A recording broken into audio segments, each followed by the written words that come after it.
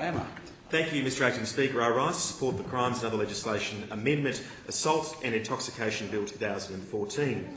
Mr Acting Speaker, like many in our community, I have been horrified at the senselessness and the acts of violence that have been fuelled by alcohol and, in my opinion, drugs, such as steroids and other stimulants. In combination, drugs with the ever-growing preloading and binge-drinking culture have provided for an equation with disastrous results.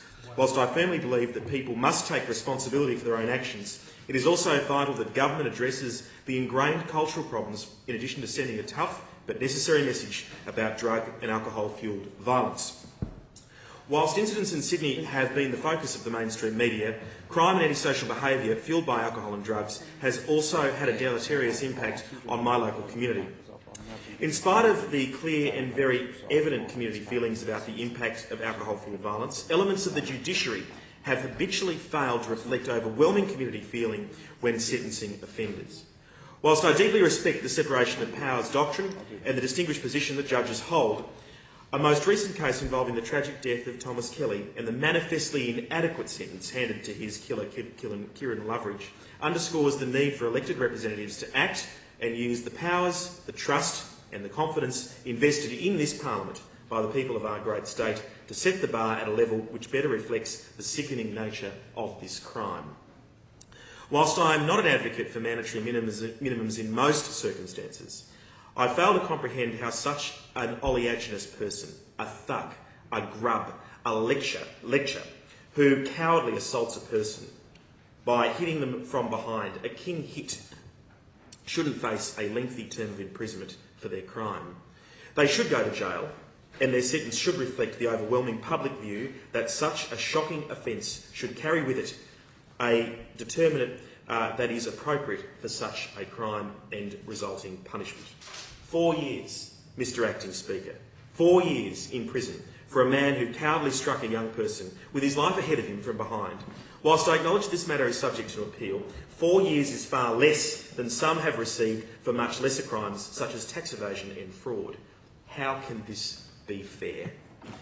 No matter the outcome of the appeal, no matter how much time in prison Mr Loveridge will receive, the family of Thomas Kelly will forever serve a life sentence. Mr Acting Speaker, this bill gives me the opportunity to commend the work of Professor Sandra Jones from the University of Wollongong. Sandra has been the impetus behind not just research but a campaign to drive down underage drinking in Kiama. I've been pleased to lend my support to this campaign and also attend the launch of this program in Kiama with guests at the launch including New South Wales Police Commissioner and high-profile local athletes who serve as role models for young people.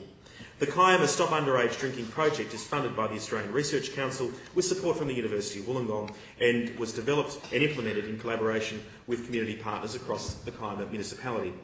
The project aims to address social norms around underage drinking, including the supply of alcohol to teenagers, and includes a social marketing campaign addressing community-level social norms around underage drinking, a youth component that includes school and community-based activities, a parent component that includes online and environmental activities. This project is led by Professor Sandra Jones, Director of the UOW Centre for Health Initiatives. Sandra was awarded a fellowship from the Australian Research Council to develop and implement the intervention. This project is managed by Kelly Andrews, an experienced project leader at the Centre of Health Initiatives.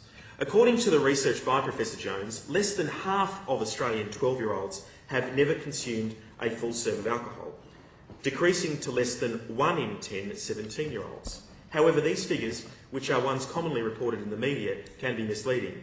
Having ever consumed alcohol is not a good measure of teen drinking, as having one drink at some point in their lives does not make them a drinker.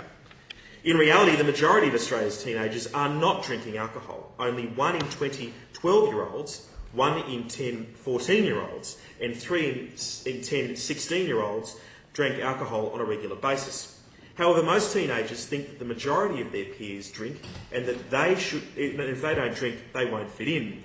The project aims to reduce alcohol consumption by changing the current culture so underage youth think it's okay not to have a drink. In an article by Joshua Butler on the 21st of January this year in the Illawarra Mercury, Professor Jones responded to the government's announcements, and I quote from the article: "The policy that will have the biggest effect statewide is the 10 p.m. closure for all bottle shops. Good news, according to UOW's Professor Sandra Jones. Quote, "It says we are serious about addressing alcohol-related harm," she said. "We know consumption is directly linked to availability. The more alcohol available, the more outlets are longer opening hours, the more people drink. If we put limits on accessibility, it will have an immediate and important impact," Professor Jones said, end quote. Mr Acting Speaker, I know that the Premier has spoken at length about education, and I sincerely commend him for ensuring an education campaign will be a major part of these reforms. But it seems that some media outlets also require some education. I was dismayed that so many major metropolitan newspapers, whilst calling for reform, are all too quick to fill their pages with alcohol advertising. What hypocrisy. In fact, on one page in a metropolitan newspaper, I noted an article ridiculing the government's response whilst promoting an alcoholic product below that very article. What hypocrisy. I say this not to agitate the media, but to make the point that the Fourth Estate also has a role to play. And whilst the media don't tell us what to think, they do tell us what to think about.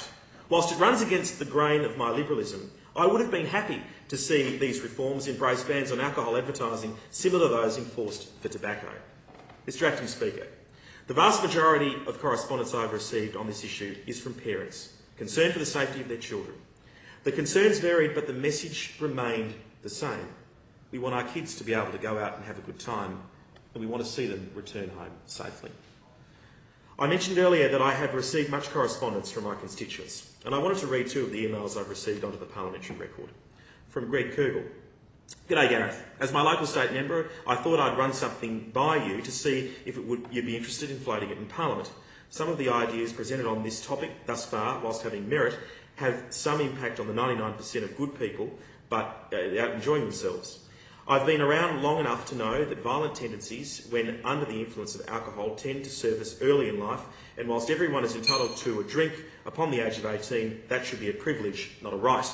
My suggestion: people who are convicted of violent behaviour, repeatedly barred from licensed premises, fail to leave them, or even on police recommendations, be banned from being intoxicated or consuming alcohol in a public place or attending licensed premises. These bans could be 1 year to 20 years, for example.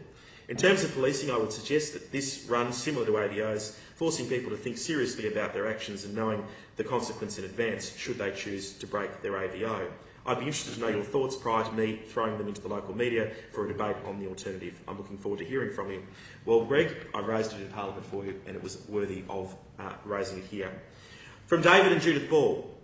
"We are extremely concerned that alcohol-fuelled violence in our communities has once again ruined lives. We realise that this is a complex and difficult issue which is not easily fixed, but this is no reason to ignore it.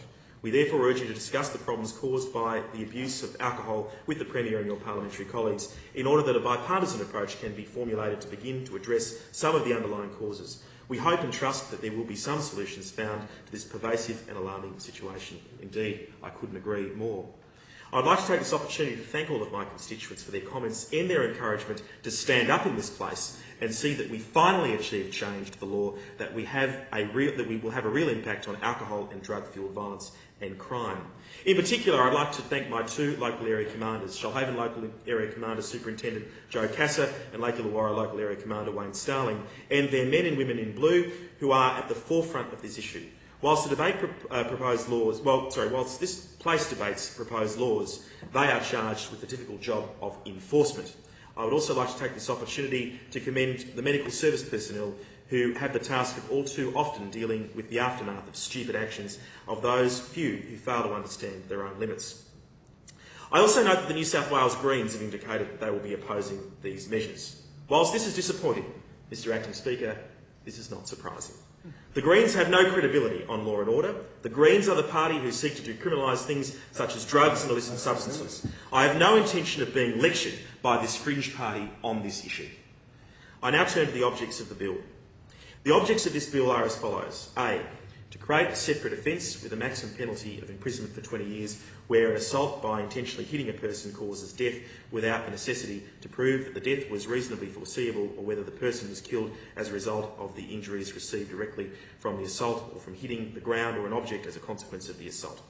Mr Acting Speaker, I seek a brief extension of time. The member seeks an extension of that opinion. Say aye. To the contrary, no. I think the ayes have it. The ayes have it. B, to create an aggravated form of separate offence by increasing the maximum penalty for the offence to imprisonment for 25 years if the offence was committed by an adult accused when intoxicated, whether under the influence of alcohol or a drug or other substance. C, to require the courts to impose a minimum sentence of imprisonment for 8 years on a person guilty of the aggravated intoxication offence. D, to authorise a police officer to require a breath test or a breath analysis or require a provision of blood or urine sample after arresting an offender for the aggravated intoxication offence of assault causing death or for any other offence that may lead to a charge for such an aggravated intoxication offence if the victim dies, for the purposes of confirming whether the offender had consumed or taken alcohol, a drug or other intoxicating substance before the alleged offender and the likely amount consumed or taken. E, to prevent self-induced intoxication being taken into account as a mitigating factor in determining the appropriate sentence for any offence. Mr Acting Speaker, I believe that we have seen strong responses from this government. Since coming to government, we've seen police move on powers change, so that instead of requiring groups of 3 or more, police can take unilateral action to move on an individual who has proven that they are not up to being responsible for their own actions. Mr Acting Speaker, we've seen in this proposed legislation an increase in penalties for failing to comply with a police move-on direction from around $220 to $1,100, another good move. We've seen the government implement a 3 strikes policy to send a message that we want to see the RSA, the Responsible Service of Alcohol, enforced. And we've also toughened laws to ensure that police have the powers they need to deal with alcohol-related violence and crime in places like King's Cross. Like so many people in this place, I want to ensure a safer New South Wales, and this Premier has shown leadership when it has been required, and I believe that he has done his utmost to ensure that this parliament could come here today and debate these proposals. In fact, it says a lot about the Premier's leadership, that so important did he believe this topic, that this parliament warranted being recalled to deal with this matter, and I was certainly more than happy to be here and place these concerns on the record. Even though King's Cross is a long way from my constituency of Kiama, I've read a few of the many representations I've received from my community onto the record today. What my community is demanding are the measures that are necessary to send a strong and unequivocal message that alcohol-related violence and crime is unacceptable, to send a message to the judiciary that we need tough responses that would encourage people to behave in a way that is acceptable, and finally, to educate and change the culture that needs to occur so that people understand the dangers of overconsumption and their own limits in relation to alcohol. Mr Acting Speaker, I commend the bill to the House. The question